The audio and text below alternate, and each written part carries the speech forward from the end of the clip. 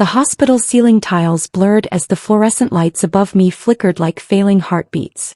I could hear voices, distant, clinical, urgent, but they felt muted as if I were underwater. Someone was saying my name, calling for my emergency contacts, and then I heard the phone ring once, twice, 3 times before it went to voicemail. They never picked up. My name is Liana Davis, and I'm a software engineer at one of Berlin's fastest-growing tech startups. I'm 29 years old. I've built recommendation algorithms that millions of people use every day. I've stayed up for 72-hour coding sprints. I've debugged impossible systems and launched products that changed how customers shop online. But none of that mattered when I woke up in a hospital bed, alone, staring at a notification on my phone that made my chest tighten all over again. My younger sister Layla had tagged me in a photo. Not a message asking if I was okay. Not a frantic call. A beach photo. Her and my parents, tanned and smiling under a bright Turkish sun, cocktails in hand, the ocean stretching endlessly behind them. The caption read, "Family time hits differently when you deserve it." I stared at that photo until my vision blurred again, but this time it wasn't from the medication. It was from something sharper and colder, something that had been building inside me for years. The betrayal didn't start at that hospital bed. And it wouldn't end there either. Before we go further, if stories like this, stories about families who underestimate you, overlook you, and then realize too late what they've lost, speak to you, hit that subscribe button, like this video, and turn on the notification bell so you miss out on any of our stories. Because this channel tells the truth, people are too afraid to say it out loud. And trust me, this one goes deeper than you think. Growing up in a German-Turkish household in Hamburg, I learned early that silence was survival. My parents, Davis and Alif, ran a small but profitable import-export business. They weren't wealthy, but they were comfortable. Comfortable enough to expect excellence. Comfortable enough to compare. And I was always the one being compared. Layla was 3 years younger than me, and from the moment she learned to smile, she learned how to work a room. She had this way of tilting her head when adults spoke to her, of laughing at exactly the right moments, of making people feel seen. I didn't have that gift. I was quieter. I liked books, I liked computers, and I liked solving puzzles that had clean, logical answers. My parents noticed the difference. I remember being 14, sitting at the dinner table after receiving a school award for a citywide coding competition. My father glanced at the certificate, nodded once, and said, "Good. But grades don't smile at clients." Then he turned to Layla, who had just posted a photo of herself volunteering at a local charity event, and beamed. "This is how you build a reputation." I didn't argue. I learned not to. By the time I was 16, I'd already started freelancing as a web developer. Small projects at first. Building sites for local businesses, fixing broken e-commerce platforms, designing backends for startups that couldn't afford proper developers yet. I saved every euro. Not because I was greedy, but because I knew I'd need it. I knew that whatever future I wanted, I'd have to build it myself. Layla, meanwhile, studied communications and hospitality management. She was charming, effortless, the kind of person people wanted to be around. My parents adored her. They funded her trips, her internships, her networking opportunities, and when she needed money for a new wardrobe to present herself professionally, they gave it without hesitation. When I asked for help paying for a certified AWS cloud architecture course that would boost my career, my father sighed and said, "You're already working. You can afford it." I did afford it. Always did. By 23, I had my degree in computer science and a job offer from a mid-sized tech company in Berlin. My parents didn't come to my graduation. Layla had a gallery opening for her photography hobby that same weekend. They chose that. I told myself it didn't matter. I told myself I was fine. But the truth settled somewhere deeper, in a place I tried not to look. When I moved to Berlin, I rented a small studio apartment in Kreuzberg. It wasn't much: thin walls, a kitchen the size of a closet, a view of a concrete courtyard, but it was mine. I decorated it with second-hand furniture and a single potted plant I kept forgetting to water. My life became my work. I threw myself into coding, learning, and proving that I could build something real. And I did. At 26, I joined a startup called VeloCrate, an e-commerce platform that used machine learning to predict what customers wanted before they even searched for it. The algorithms I built became the backbone of the entire system. I worked late nights, early mornings, and weekends. I debugged systems while other people slept. I optimized recommendation engines that handled millions of queries per day. My manager, a sharp British woman named Amara Idowu, once told me, "Liana, you're the kind of engineer companies are built around. Don't forget that." I didn't forget. But I also didn't tell my parents. Because every time I tried to share something I was proud of, it was met with distraction or dismissal. My mother would say, "That's nice, dear," and then pivot to Layla's latest Instagram collaboration or boutique hotel partnership. I stopped trying to be seen by them. I focused on being seen by people who mattered. My colleagues, my managers, and my work. But family has a way of pulling you back even when you've learned to live without them. 2 years ago, my parents asked me for a favor. They needed help restructuring their business website and setting up a proper e-commerce backend. Their old system was clunky, outdated, prone to crashes during high-traffic periods. They were losing customers. I said yes. Not because they asked kindly or because they acknowledged my expertise, but because somewhere deep down I still hoped that maybe, if I helped them they'd finally see me. I spent 3 months rebuilding their entire digital infrastructure. I did it after work on weekends during lunch breaks. I migrated their inventory systems, integrated payment gateways, optimized their SEO, and built automated email campaigns. I didn't charge them a cent. When I finished, their revenue increased by 40% in the first quarter. My father called me once to say, "It's working better." That was it. No thank you or acknowledgement of the hours I'd poured in. Just a functional observation like I'd fixed a leaky faucet. 2 weeks later, Layla posted a photo in front of their newly renovated office captioned, "So proud of the family business. We've worked so hard to get here." I stared at that post for a long time. In the comments praising her. At my parents' replies, glowing with pride. I wasn't tagged. I wasn't mentioned. It was like I didn't exist. The collapse happened on a Tuesday. I'd been working on a critical product launch for 3 weeks straight. We were rolling out a new feature that required back-end changes across every layer of our system. I was the lead engineer. Something broke, it was on me. I hadn't slept more than 4 hours a night. I lived on coffee, protein bars, and the kind of adrenaline that makes your hands shake when you finally sit still. My team kept asking if I was okay. I kept saying yes. I wasn't. That morning I woke up feeling off. My chest felt tight. My head pounded. I chalked it up to exhaustion and downed 2 espressos before heading into the office. By 11 a.m. I was struggling to focus. The code on my screen blurred. My fingers felt sluggish on the keyboard. By 1 p.m. I was sweating even though the office was cold.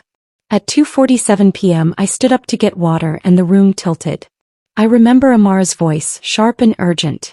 Liana, sit down." But I couldn't. My legs gave out.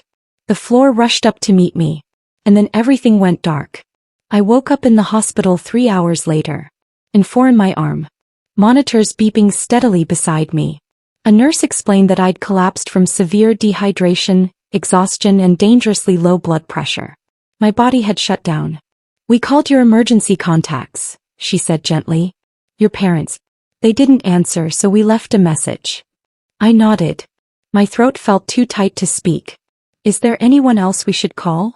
I shook my head. Because the truth was, there wasn't. That night, lying in that hospital bed, I checked my phone. No missed calls from my parents. No texts. But there was a notification. Layla had tagged me in a photo. The beach. The cocktails. The sun, and the caption, "Family time hits differently when you deserve it."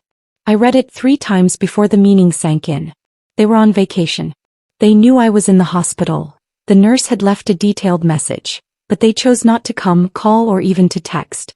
Instead, my sister posted a photo implying that I didn't deserve family time. Something inside me didn't break. It crystallized. I spent that night staring at the ceiling, listening to the machine's hum, feeling the 4-drip coldness into my veins. And for the first time in my life, I stopped hoping they'd change.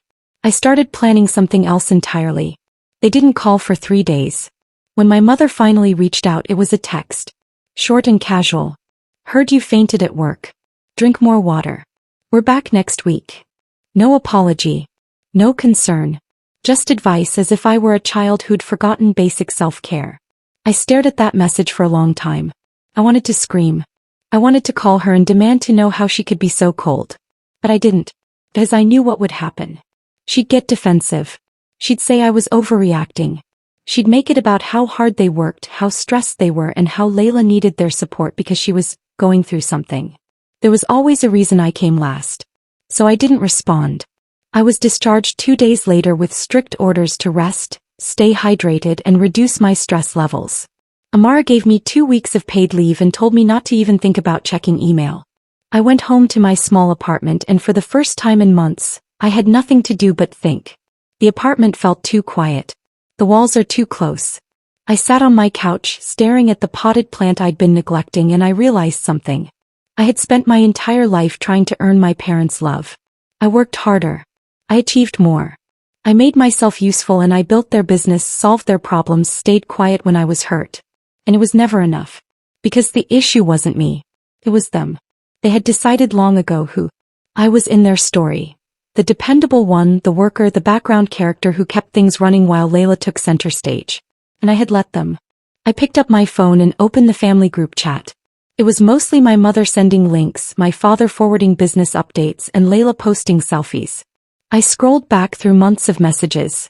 Not once had they asked me how I was. Not once. I closed the app and opened my banking records instead. Over the next week, I did something I'd never done before. I audited my relationship with my family. I went through every financial transaction, every favor, every hour I'd spent helping them. I listed it all in a spreadsheet, cold and clinical, the way I'd approach debugging a broken system. The numbers were staggering. The website rebuild alone was worth 15,000 euros in freelance rates. I'd done it for free.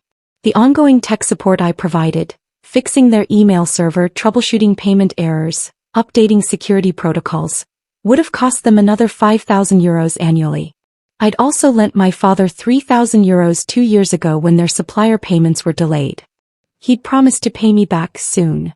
He never did. In total, I'd given them over 25,000 euro worth of labor and money. And they'd never once acknowledged it. But it wasn't just money. It was time. It was energy. It was the pieces of myself I'd carved away to make space for them. I sat back and stared at the spreadsheet. And then I started planning. The first step was simple. I stopped helping. When my father called a week later asking me to take a quick look at a server issue, I didn't answer. When my mother texted asking if I could help Layla set up a portfolio website, I responded, "I'm recovering. Can't take on extra work right now." Her reply came fast. "It's just a small favor. It won't take long." I didn't respond. 3 days later, Layla called me directly. Her voice was bright, cheerful, and unbothered. "Hey, Mom said you'd help with my site. I need it done by Friday for a pitch meeting." "I can't," I said. "Why not?" "I'm not available." There was a pause. Then, in a tone I'd heard 1,000 times before, half annoyed, half disbelieving, she said, "Come on, Liana. It's not that hard for you. Then hire someone." "I can't afford that." "Then it's not urgent enough." Another pause. Longer this time. "You're being really selfish right now." I almost laughed. "I have to go," I said and hung up. My hands were shaking.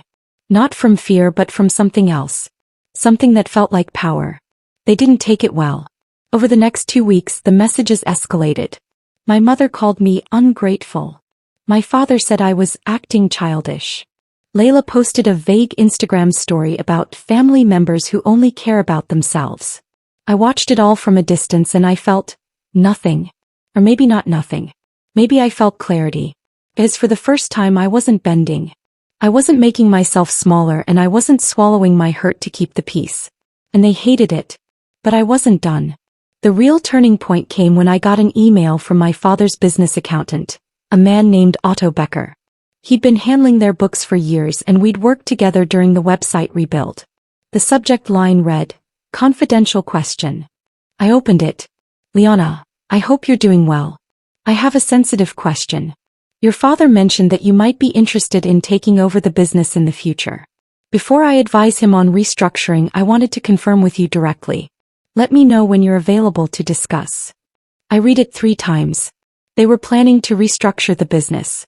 And they told their accountant I wanted to take it over. I didn't. I never had. But they'd assumed, just like they always assumed, that I'd be there or that I'd sacrifice my career, my life, my future to prop up theirs. I called Otto immediately. "Liana, he answered warmly. Thanks for getting back to me. I need to be very clear, I said. I have no interest in taking over their business. I never said I did. There was a long pause. I see, he said carefully. That's unfortunate. Your father seemed certain. He was wrong. Another pause. Liana, can I speak frankly? Please. Their finances are not in good shape. The revenue boost from your website helped, but they've been overextending.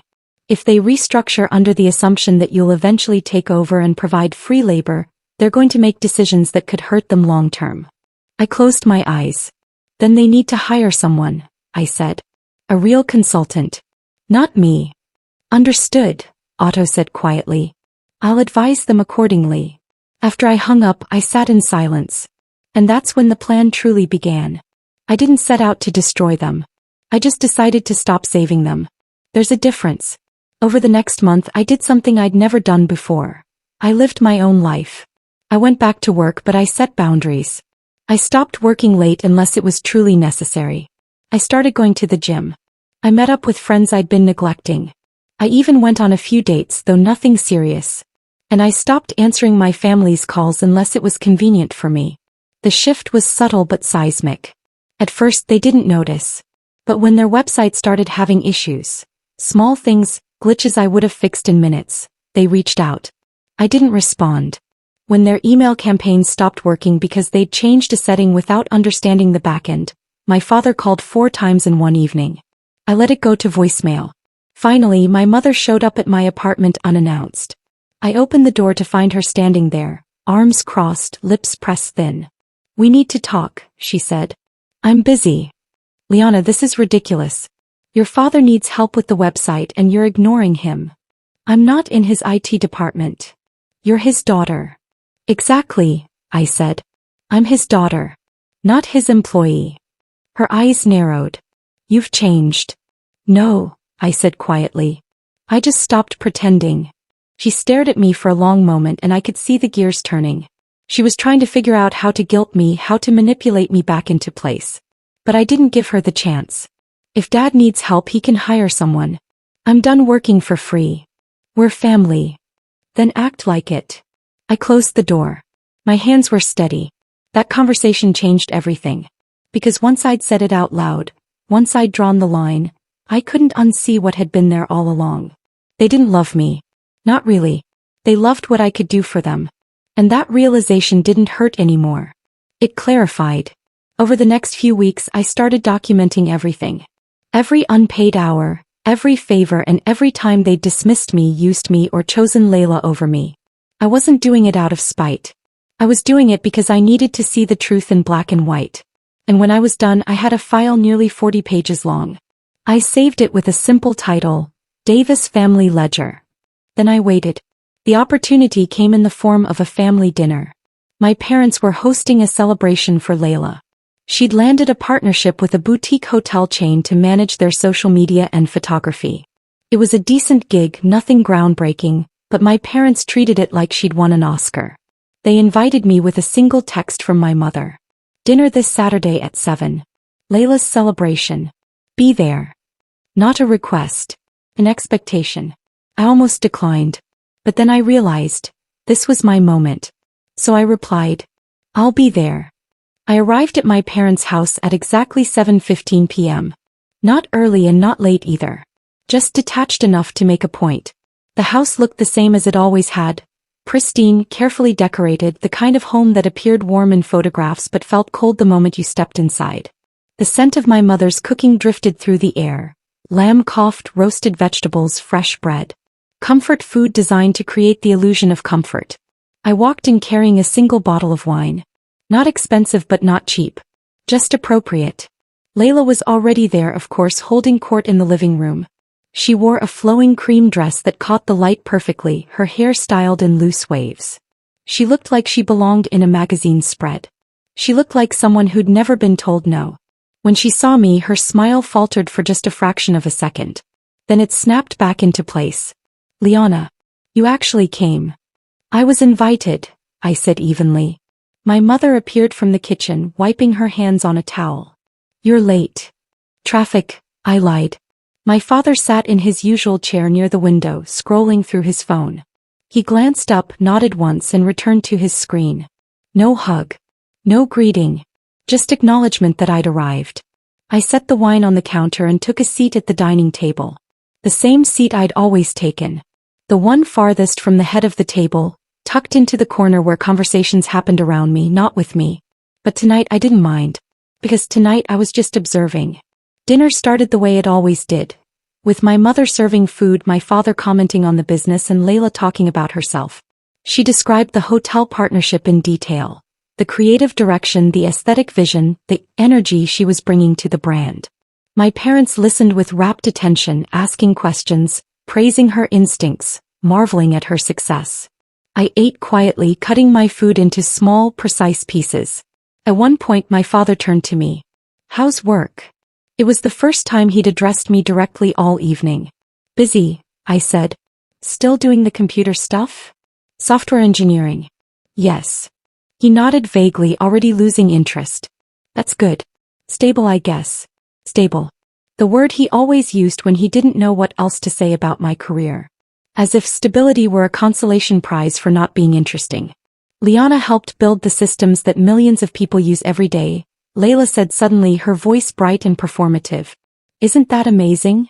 Everyone looked at her, then at me. I met her eyes. There was something behind them. Not genuine pride. Something else. A preemptive strike disguised as kindness. "It's just my job," I said. "Well, we're proud of you too," my mother said, though the words sounded hollow, obligatory. "Thank you," I said and returned to my food. The conversation shifted back to Layla. It always did. After dinner, my mother brought out a cake. White frosting, decorated with tiny edible flowers. Layla's name was written across the top in delicate gold script. We sang a half-hearted rendition of a congratulatory song. Layla blew out a single candle. My parents clapped. I took a photo with my phone just to document the moment. Not for sentimentality but for evidence. As my mother cut the cake, my father cleared his throat. "Layla, your mother and I have been talking," he said. "We want to support your new venture properly." Layla's eyes lit up. "Really? We've decided to invest 10,000 euros into your business account. For equipment, marketing, and whatever you need." My mother nodded. "You've worked so hard for this. You deserve it." Layla's face flushed with emotion. She stood and hugged them both, tears welling in her eyes. "Thank you. Thank you so much." I set my fork down slowly. 10,000 euros. The same amount I'd asked to borrow 3 years ago when I wanted to take an advanced machine learning certification that would have doubled my salary potential. My father had said no. He'd said I was already doing fine. That I didn't need more education. That I should be grateful for what I had.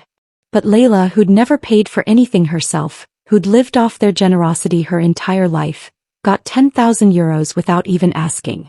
I felt something shift inside me. Not anger. Just clarity. I reached into my bag and pulled out a folder. "Before we finish celebrating," I said, my voice calm and measured, "I have something I'd like to discuss." My mother frowned. "Liana, this isn't the time." "It's exactly the time," I said. I opened the folder and placed the first page on the table. It was a printed invoice. Website development and back-end infrastructure. 15,000 euros.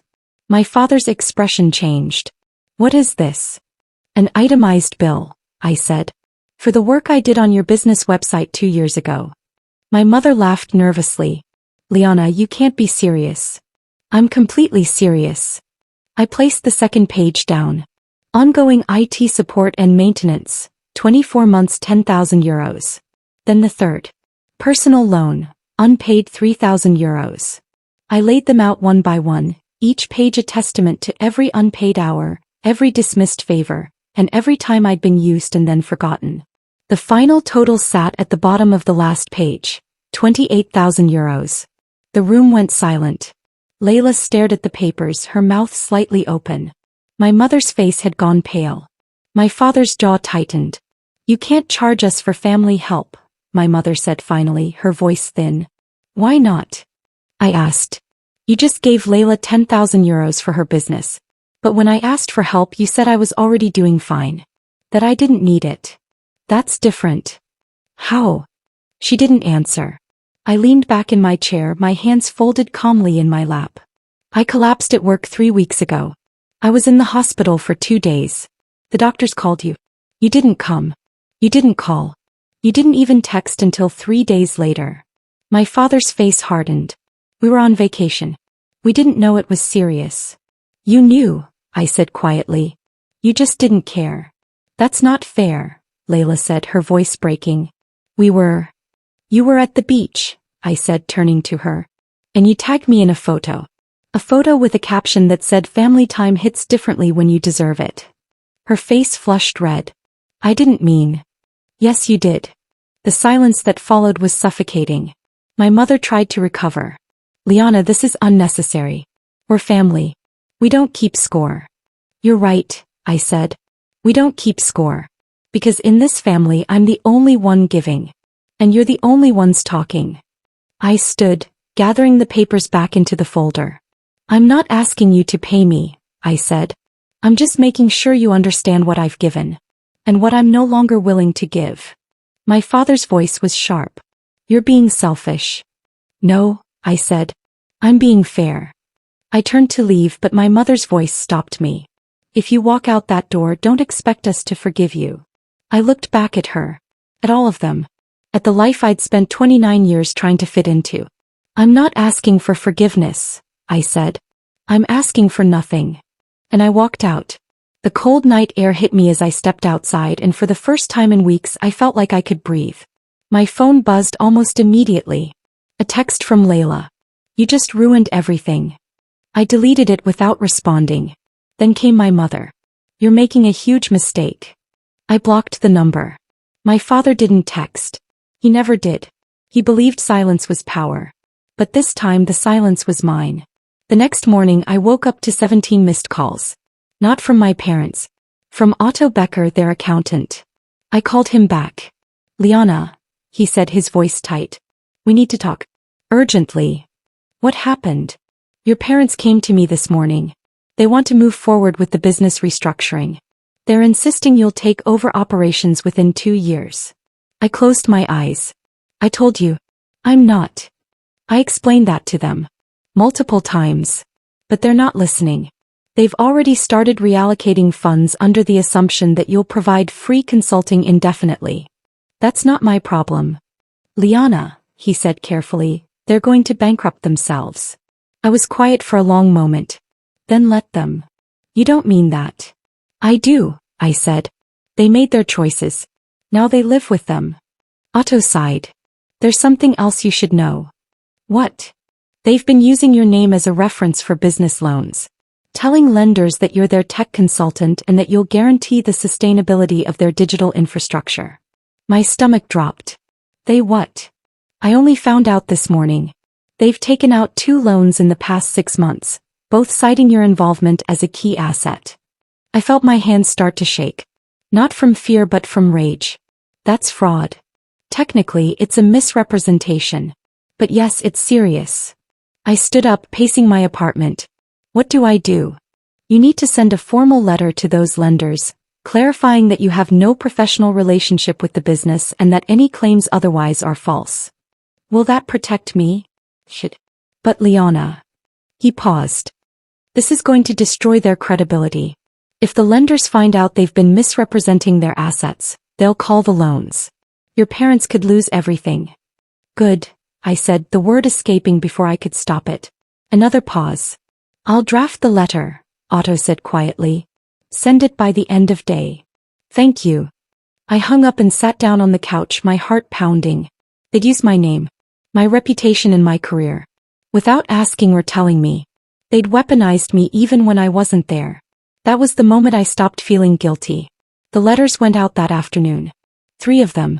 1 to each lender, clearly stating that I had no affiliation with Davis Imports and that any claims of my involvement were unauthorized and false. I copied Otto on every email. I kept screenshots and documented everything. Because I knew what was coming. They called that evening. All 3 of them in succession like a coordinated attack. First my father. His voice was cold and controlled. You've made a serious mistake. No, I said. You did. Those loans were for the business. For the family. You used my name without permission. That's fraud. You're being dramatic. I'm being accurate. He hung up. Next, my mother. Her voice was shaking and desperate. Liana, please. You're going to ruin us. You ruined yourselves. We're your parents. Then act like it. She hung up. Finally, Layla. Her voice was thick with tears. I can't believe you'd do this. After everything we've done for you. I almost laughed. What have you done for me, Layla? Name one thing. Silence. That's what I thought.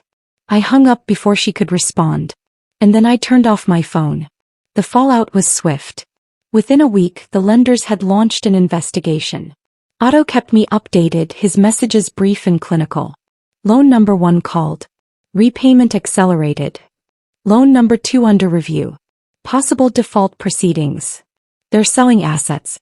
Office equipment first. I read each message with a strange, detached calm. My parents tried everything. They sent relatives to guilt me. My Aunt Elif called, crying, saying I was tearing the family apart. My Uncle Mehmet left a voicemail saying I'd regret this for the rest of my life. I didn't respond to any of them. Because the truth was simple. I wasn't tearing the family apart. I was just stepping out of the way and letting them see what they'd built without me. 3 weeks later, I got a call from an unknown number. I almost didn't answer. But something made me pick up. Liana. It was Layla. Her voice was small and hoarse. What do you want? She paused. I need to tell you something. I waited. Mom and Dad are selling the business. I felt nothing. Okay. They can't keep it. The loans. Everything you did. They can't recover. That's not my fault. I know, she whispered. I know it's not. Another pause. Liana, I'm sorry. I closed my eyes. For what? For everything. For taking. For not seeing the photo. Her voice cracked on the last word. I wanted to feel vindicated and I wanted to feel satisfied. But all I felt was tired. Layla, I said quietly, I don't need your apology. I just need you to leave me alone. Liana. I hung up. And this time I didn't feel guilty. 6 months have passed since that dinner. My parents sold their business for a fraction of what it was worth. They're living off savings now, downsizing, adjusting to a life that doesn't revolve around image and status. Layla moved in with them. Her hotel partnership fell through when she couldn't deliver the content fast enough. She's working part-time at a cafe now, trying to rebuild. They don't call me anymore. And I don't call them either. Sometimes late at night I wonder if I went too far. If I should have been gentler or should have given them another chance. But then I remember the hospital. The silence in the photo. And I remember that I gave them 29 years of chances. I'm still in Berlin. Still at Velocrate. I got promoted to senior engineer last month. Amara told me I'm being considered for a lead architect role. I bought a new plant for my apartment. This one I remember to water. I've started seeing someone. A kind, quiet man named Tariq who works in urban planning. He asks me about my day. He listens when I talk. He doesn't expect me to shrink. And for the first time in my life, I'm building something that's entirely mine. A few weeks ago I ran into my Aunt Elif at a grocery store. She saw me, froze, then walked the other way. I didn't chase her. I just kept shopping. Because I've learned something important. Some people will only value you when you're useful. And the moment you stop being useful, they'll call you selfish. But setting boundaries isn't selfish. It's survival. My family thought I owed them everything because we shared blood. But blood doesn't entitle anyone to your peace. It doesn't entitle them to your labor. It doesn't entitle them to your silence. I gave them years of all three. And when I finally stopped, they crumbled. Not because I destroyed them. But because I was the only thing holding them together. If you've ever been the one who gave and gave until there was nothing left, I want you to know something. You don't owe anyone your exhaustion. You don't owe anyone your pain. And you don't owe anyone an explanation for choosing yourself. I collapsed at work because I'd spent my whole life holding everyone else up. When the doctors called my parents, they didn't come. But I survived anyway. Not because of them. But in spite of them. And now, I'm building a life where I'll never collapse for anyone again. If this story connects with you, share it with someone who needs to hear it. And if you've lived something similar, drop a comment below. Sometimes, knowing you're not alone is the first step to standing up. Hit that subscribe button for more stories about boundaries, justice, and the quiet power of walking away. Because the strongest revenge isn't destruction, it's peace. See you in the next one.